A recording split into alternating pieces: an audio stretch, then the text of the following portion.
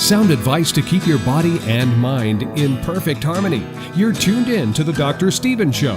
Now, here is Dr. Steven Eisenberg. Hey there! I'm Dr. Steven Eisenberg, and this is the Dr. Steven Show. We are creating a unique platform that gives you the opportunity to laugh, learn, and listen to the brightest mind shaping health and happiness today. Let's talk about your brain on connection. We all know that relationships with friends and family add immensely to your quality of life. But did you also know that such social ties can help us live longer? Some studies focus on short-term health benefits, such as reduced incidence of colds and flu. Hello, it's flu season. Other research looks at longevity, that you can actually live longer if you have more friends. Still, other studies have found that people have better survival with cancer and other diseases when they have great social support. Not long ago, I heard a cardiologist compare social isolation to smoking, saying that loneliness is the new tobacco. Now, what can you do right now to get that connection? Well, if you don't belong to any groups or clubs, join one right now. And guess what? 2016 coming up? You'll cut your chance of dying in half for the next year. You'll also have to talk to people. Get out of your shell. Introduce yourself. Ask questions. Tell stories. Be interested. I heard a startling recommendation recently. If you want to find a romantic partner, you should talk to 5 new people a day. What do you think about that, folks? It's time to connect. Finally, my guest today is Dr. Meg Haworth. As a holistic psychologist, nutrition strategist, and private celebrity chef, Dr. Meg is all about connection. She helps people with chronic illness heal themselves with food and the power of the mind. Having healed over a dozen illnesses and traumas of her own, including fibromyalgia, irritable bowel syndrome, PTSD, drowning, and, get ready for this, being struck by lightning, Dr. Meg now helps thousands employing the tools and strategies that she learned to recover from her own health. She's the author of 5 books and holds a PhD in transpersonal psychology. And we are going to get personal, all right. She's going to use a technique that she created to get into my mind and help me with the stress I feel when I have to give patients bad news. Get ready, because Dr. Meg is in the house, and this is the Dr. Steven Show. Because you need to know. Because you need to learn. Because financial planning can be complicated. There's wealthed.com. Wealthed.com. The site dedicated to educating you about financial planning. With guidance from experienced financial planners. Helping you learn more about creating your financial plan. Watch Bucket Strategy Investing, presented by Lucia Capital Group, every day at 1 p.m. Eastern, 10 a.m. Pacific. Or watch archived features from the show on demand. Learn more about options for your benefits on the Social Security Show every Tuesday afternoon at 4 p.m. Eastern, 1 p.m. Pacific. Lucia Capital Group brings you Bucket Strategy Live, Wednesday evenings at 9 Eastern, 6 Pacific.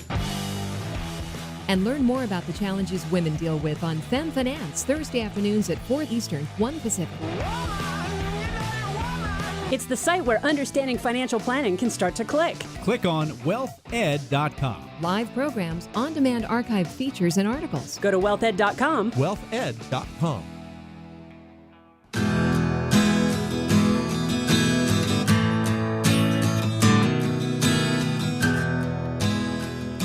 Hey, thanks for coming back to the Dr. Steven Show. We are blessed today to have with us Dr. Meg Haworth, who I just adore.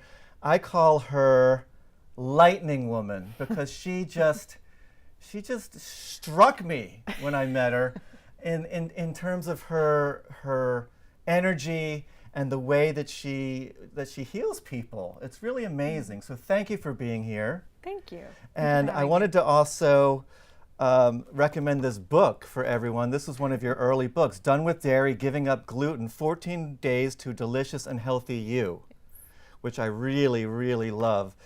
Fabulous recipes, awesome for the holidays. Now, absolutely. tell me about the lightning strike, because it's just, you don't meet people every day who've been struck by lightning and go on to be a superhero, lightning woman, that goes on to heal other people. Usually it breaks them down. So just tell me a little bit about what happened and how it changed your life. Well, that's a great point, that it breaks people down to go through things like that. Being struck by lightning was a big turning point, and that's a lot of what I work with people on in holistic psychology, is that we all have these wake-up calls in our lives. You give them to people every day. As an oncologist, you're having to tell them the worst news possible, which we're going to talk about more later. But so it was a big turning point. It was a wake-up call for me. And I'd had a number of them in the past already with a dozen illnesses. I'd had fibromyalgia and chronic fatigue syndrome, all those things you listed off at the beginning.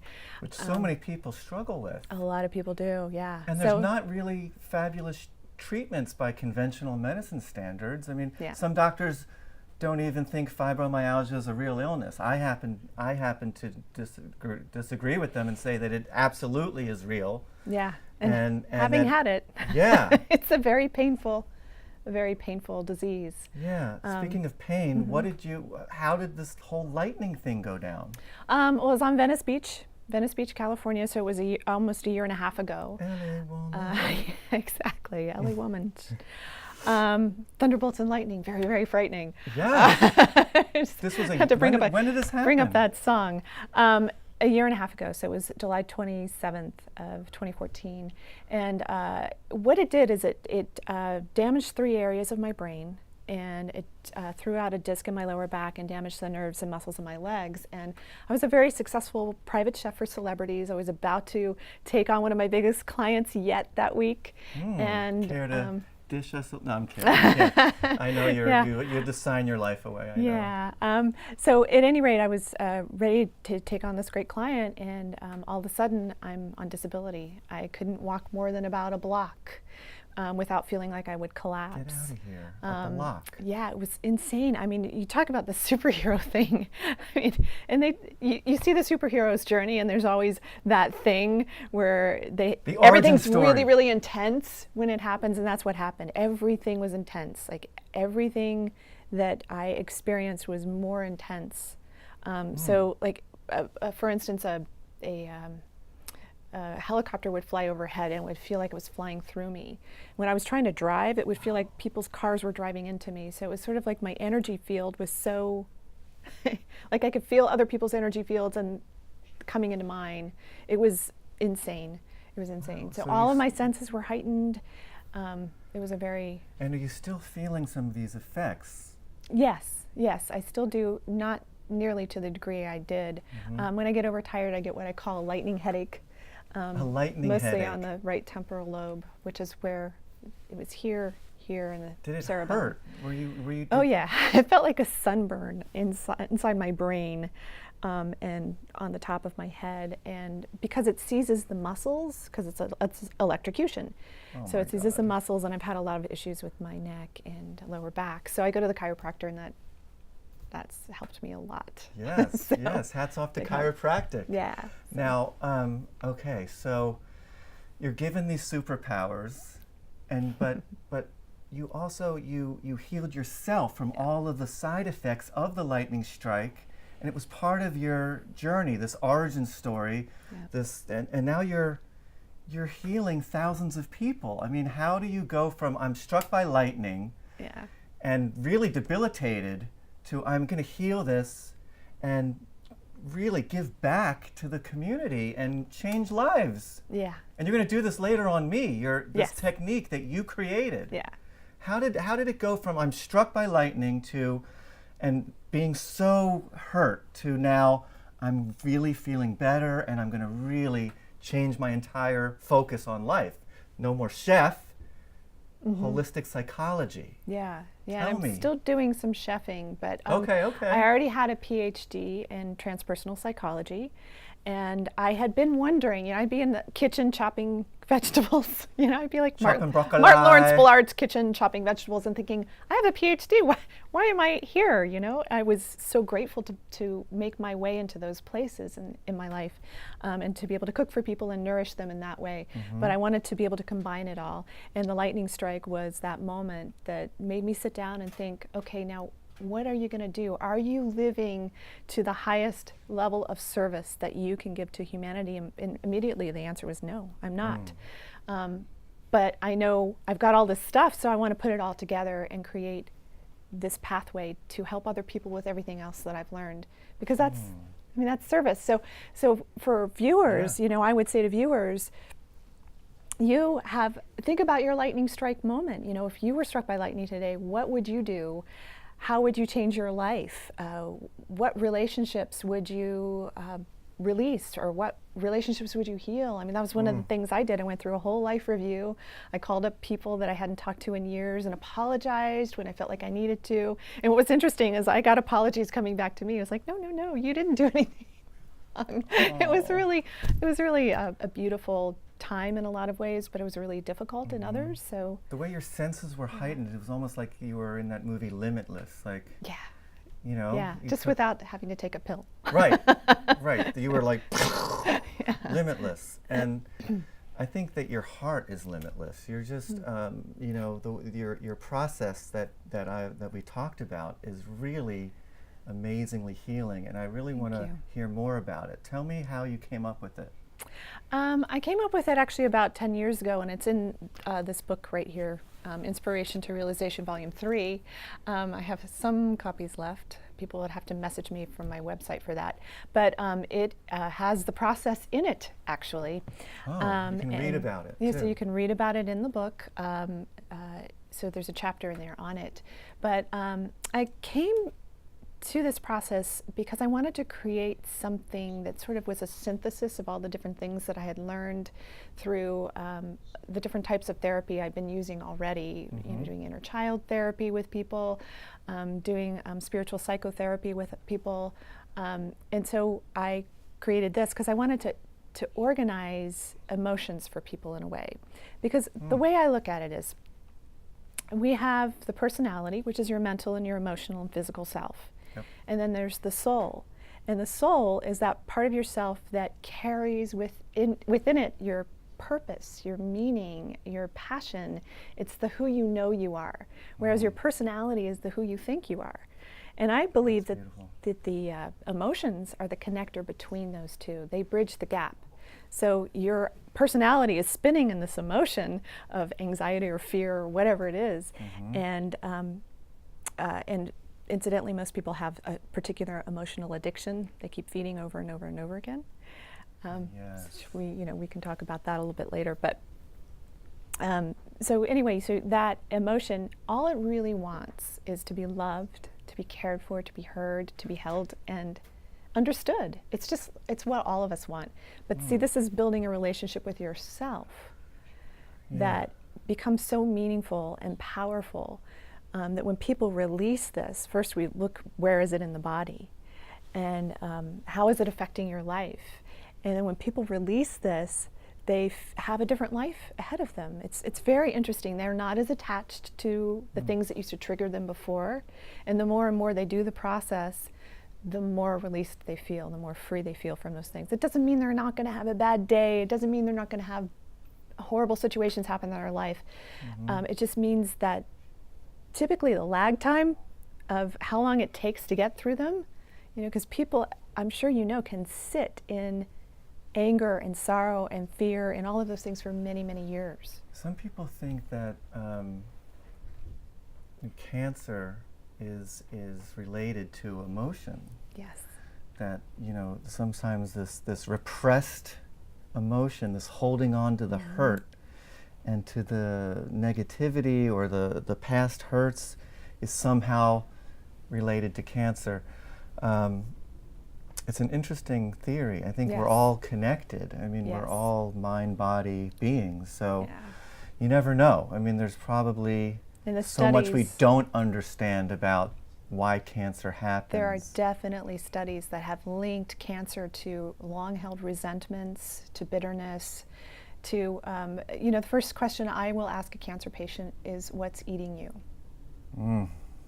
I mean, and usually there's something in the past, or there's studies have even shown that there's some event that precipitates the diagnosis. So whether it be a disease, like a divorce, or just some other trauma, a loss, somebody dies, your spouse cheats on you. I mean, there's just all these different things that can precipitate that. So, one doctor I met recently said doctors get what they do. And like they get the illness that they're specially in. Oh, that's interesting. And I was like, no, I don't want to. That's not what you want to go I don't want that to happen to me. But I did have a skin cancer, but it was taken off. So I'm like, okay, there's my quota. I got my skin cancer, so that's it. And he was like a cardiologist, and he's like, he just had a heart attack. Well, he's like, you get what you are. And I'm like, no, we can I'd say when we come back, it's an interesting that we break that down. Okay, we will. And we get rid of that. Yeah. So people don't get what they have or what they are, and they have this new freedom to let it go. What do you say we do that when we get back? Let's do it. We're going to be right back with Dr. Meg, and we're going to release some emotions. Come back to the Dr. Stephen Show. We'll see you in a few minutes. It's the site where understanding investing starts to click. Click on wealthed.com, educating you about financial planning and answering your most important questions with live interactive shows hosted by experienced financial strategists and an on-demand library of videos and articles you can access anytime for free. Wealthed.com brings you retirement planning guidance, social security strategies, tax management techniques, portfolio allocation options, and more. Your source for information and financial education. Online, on demand, on wealthed.com.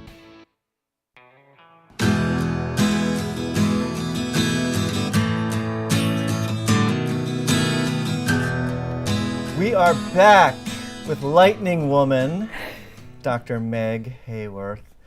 Thanks for being here. Now, for our viewers, I wanted everybody to understand the difference between holistic psychology and traditional psychology.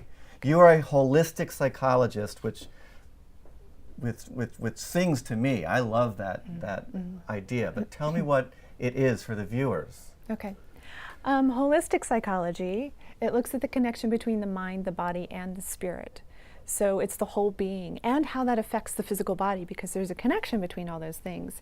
So holistic, it looks at really the soul's journey in your life. So like I said before, the soul carries your mission, your purpose. It helps you answer big questions in life, especially when you have a turning point like a cancer diagnosis. The big questions you're going to ask yourself is, who am I? Why am I here? What is the purpose of my life? Why is this happening to me? So even though traditional psychotherapy will help people address that, it helps people address that and move through it in a much more expedient way. So it's different. Whereas traditional psychotherapy focuses on the mental, emotional, and on pathology. So it has, a list of disease states, and even though I do pay attention to those, it's not as important as in what's in the heart of the individual. Who are you? Why are you here? What's your passion? I love it. That's what gets me really excited. So you got your PhD and you applied it to this whole other realm of psychology. I had actually already had my undergraduate in psychology. Well, I have a minor in psychology and actually a degree in writing. So thus the books. The books, there we go. Yes. So at any rate, yeah. So that's the major distinction. Well, I want to get into your process, your technique, because Lord knows I could use a little heart-centered, love right now. Okay. So I'm thinking that we should do the process, and it's called Whole Person Integration Technique. Whole Person Integration Technique. And so let's do my whole person. Let's integrate. Let's get the technique. Let's do it. Get it all together. I think it's going to be great, and so let's get right into it. One thing I wanted to say was that I love what you said about when people are diagnosed with cancer, because it's stressful. It's stressful to be the doctor, to be the patient. That whole relationship is very stressful and a very loving experience as well. But it really makes me think every day that life is so short. And so precious. Yeah. You know, it's really precious. And this process seems to me that to bring you back into your wholeness, the mission of your soul, which is one of my favorite songs. Oh, Yeah. okay. So I would love to sort of get into the mission of my soul with you and this process. All right. So whole person integration technique. So we're talking about what it's like for you when you have to give a diagnosis of cancer. Especially I can imagine a stage 4 end stage. They had no idea. I can't even imagine how that must feel. Yeah. It's got to be tough. So in this technique, the first thing that I would ask a client to do, and I'll ask you to do, is to think about the emotions. I say identify the madness, which are the emotions, which again are the communicators between the personality and the soul. And I want everyone at home to do this as well. Yeah. Do this along with me. Yeah, because you can use a specific emotion. Everybody can relate to sadness, anxiety, fear, all of that, and you'll have sadness around something that you're working on too. So just think about what that might be, so that you can do it at home. So, so what I'll have people do is I'll have them write down first. You know, what are the emotions that you feel when it comes to having to give somebody a diagnosis of cancer? What comes up for you? There's a lot of sadness. I feel like there's a ton of sadness. There's always a little anxiety when you're about to go into the room. You know, how someone's going to react. You know, and then you're taking on a lot of their reaction, and you're just listening. I find the most important thing is listening, but there's a lot of sadness when you see the paper first, and you see stage 4, incurable. Your whole, you know, you just feel yourself sort of, I don't know, closing up a little. It's gotta be really Your tough. heart sort of closes. So that's what we'll do, is we'll work with the sadness, because you've identified, and this is what you would be doing at home, is you would identify the different emotions that you're feeling. And I can just tell from what you're saying that sadness has the biggest charge for you. So what I would ask you to do then is just briefly close your eyes, take in a deep breath, in through the nose and out through the mouth. And then I want you to just think about that sadness, and I want you to scan your body and tell me where you feel it in your body. It's right here. In your heart. Yeah, it's right solar plexus. Yeah, it's right in your heart. So, and that makes perfect sense for what you have to do, and we'll talk a little bit more about that in a moment. Now, then there's specific questions that we're going to ask that sadness that's living in your heart. Now, how would you describe that feeling? Is it tight? Is it, you know, how does it feel? It's a tightness. It's like a stress and an anxiety.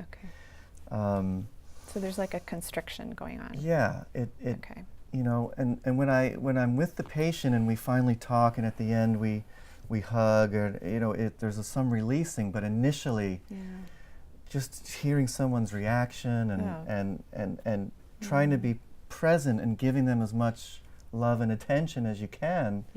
It's right in here, a tightness. Okay. All right, so now what we're going to do is we're going to ask that emotion some questions. So the first question that I would have you ask, and typically, you know, if you're doing this at home, just do this with your eyes closed. It's a lot easier to access the information, because the subconscious mind, the psyche, is delivering you information all the time. You know how, like, when you have something just drop into your head out of seemingly nowhere, that's coming through that part of the self. So, so we've got this feeling in your heart, and the first question I'll ask is, why are you here? Sadness, why are you here in Dr. Stephen's heart? Why are you here, sadness? it's almost like, I'm sad that I can't do more for the patient. Like they're stage 4, they're, technically incurable. So as soon as I say those words, I almost know the future, how it's going to play out. And it's like, I sort of feel helpless and... Okay.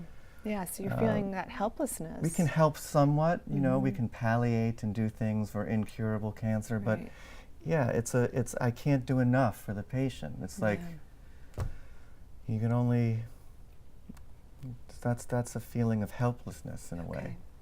Now the next question that I would ask this sadness that's in your heart around this situation is, how do you affect me?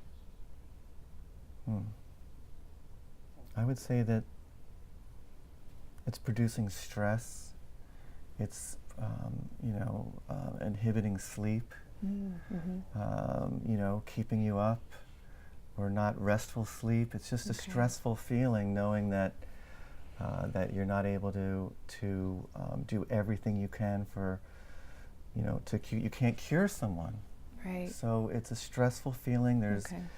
And there's an anxiety that you can do your best, but it's not going to cure them. Okay. All right. It's there's muscle pains and things like that. Oh, okay. So it's affecting other areas of the body, so you can feel, and that's, I would encourage anybody who's doing this at home to look at, what else is it affecting. You may have, if you find your neck is tighter than usual, even though you felt it in your heart initially, a lot of times people will feel it in all different parts of the body. But I always say go to the place that's the strongest first, and that's what that is for you. So we've got the stress, the anxiety. There's all these things. So if you just think about, you're going through this every day because this is your calling in life. It's I don't want to call it a job. It's your calling. It's what you came here to do. It's your mission and your purpose is to help people through this experience.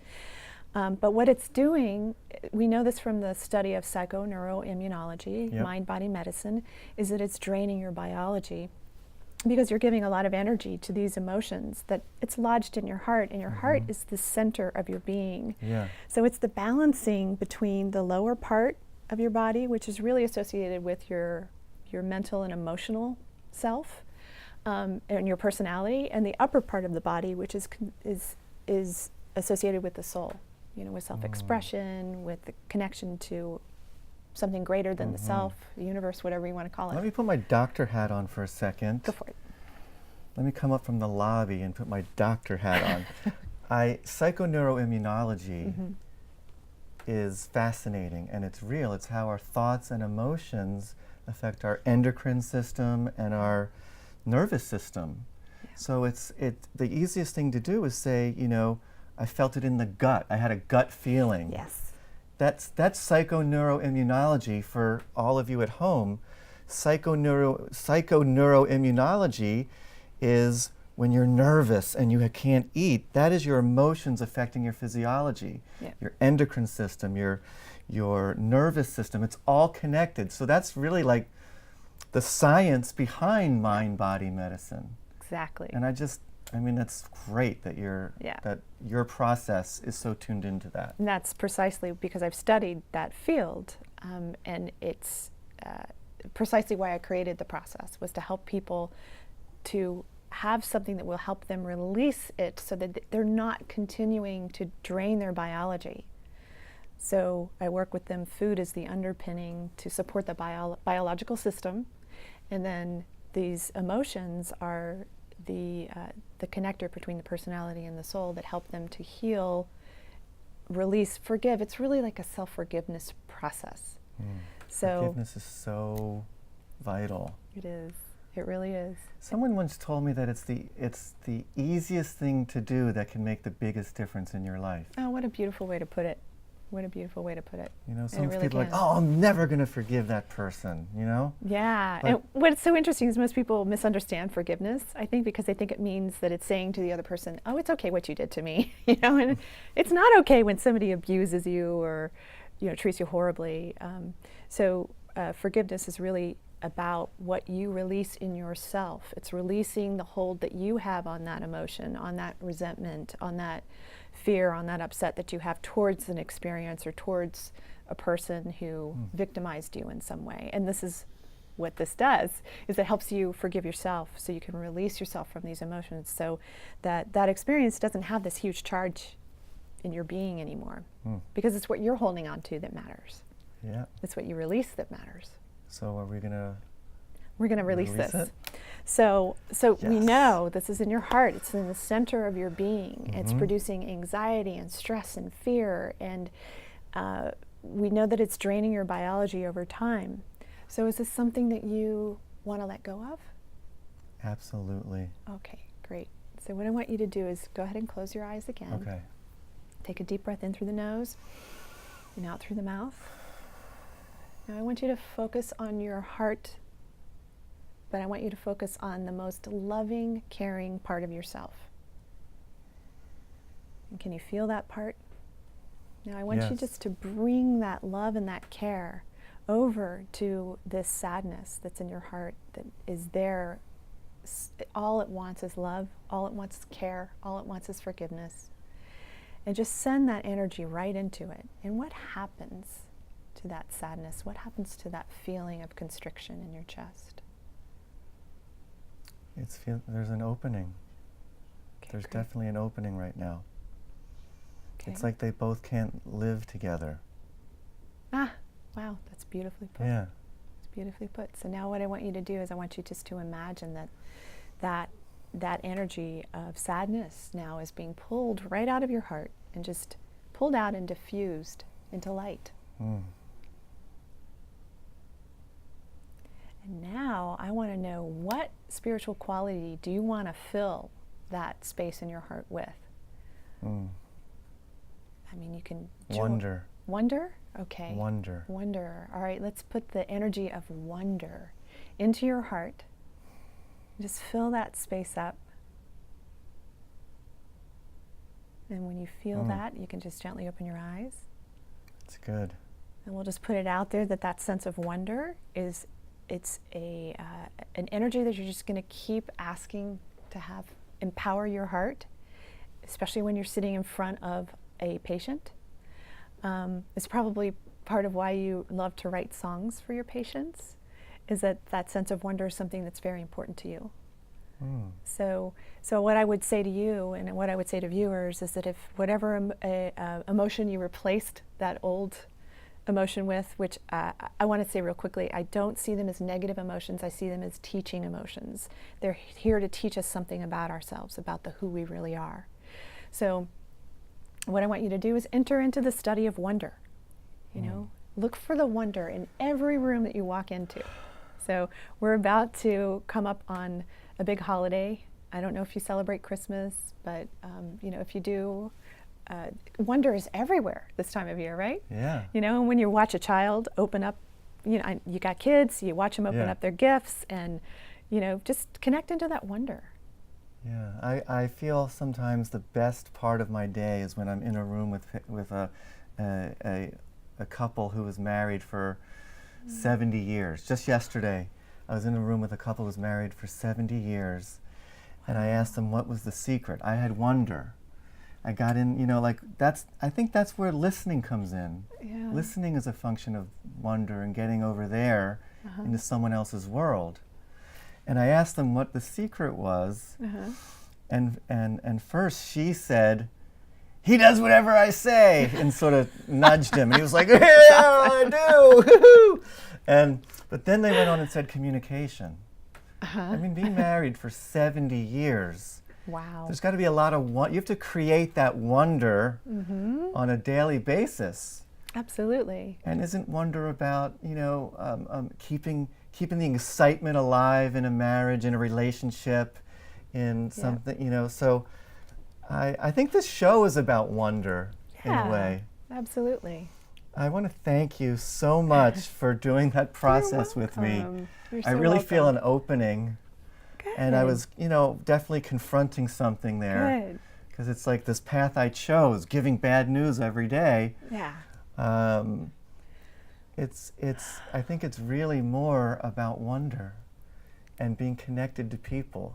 And that's what this show was about, connection. Exactly. And that's your biggest superpower, Lightning Woman. Yes. I think it's connection. Connection, that's right. So Connecting people to themselves, to the who they really are. Yes, to their soul. To their soul, exactly. Where can people reach out to you if they want to do this process with you? They can find me on meghaworth.com, MEGHAWORTH.com.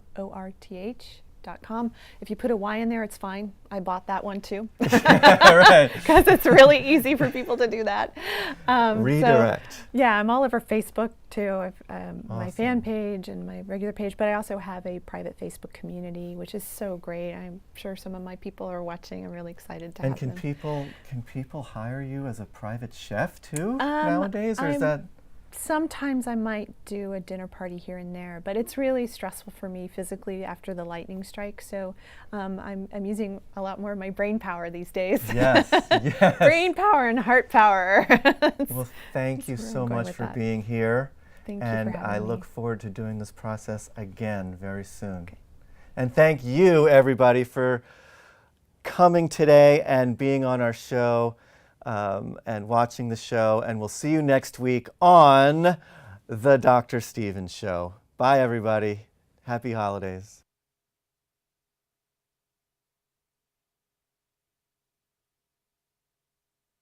It's the site where understanding investing starts to click. Click on wealthed.com, educating you about financial planning and answering your most important questions with live interactive shows hosted by experienced financial strategists and an on-demand library of videos and articles you can access anytime for free.